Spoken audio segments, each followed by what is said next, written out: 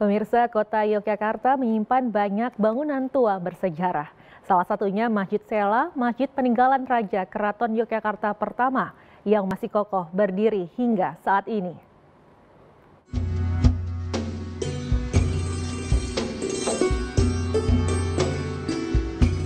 Masjid yang terletak di Kelurahan Panembahan, Kecamatan Keraton, Kota Yogyakarta ini masih aktif digunakan hingga saat ini. Masjid yang dibangun sejak tahun 1789 ini memiliki desain arsitektur mirip dengan area Taman Sari, seperti dindingnya yang tebal dan pintunya yang rendah. Pintu atau atap yang rendah pada Masjid Sela memiliki makna filosofi memberikan hormat atau menghormati. Karena setiap orang yang masuk ke masjid harus melewati pintu dengan cara menunduk. Dahulu Masjid Sela digunakan oleh para pangeran keraton untuk menunaikan ibadah sholat pada saat kepemimpinan Sri Sultan Hamengkubuwono pertama atau Raja Keraton Yogyakarta yang pertama. Sedangkan warga biasa pada saat itu melakukan sholat di Masjid Gede Kauman yang letaknya tidak jauh dari Keraton Yogyakarta. Lantaran lama tidak digunakan, masjid ini sempat beralih fungsi dijadikan sebagai tempat penyimpanan keranda jenazah.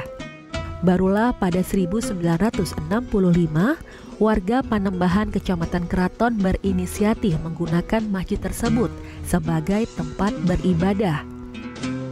Namun dengan syarat dari pihak keraton tidak boleh mengubah bangunan masjid. Awal mulanya masjid ini berada di dalam komplek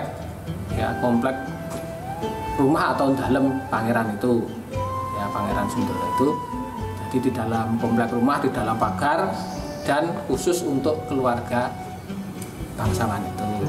Kemudian kalau yang untuk umum ada sendiri tempatnya, kira-kira sebelah utara masjid ini kira-kira 200 meter. Bangunan Masjid Sela terbilang unik karena dibangun tidak menggunakan kerangka dan semen.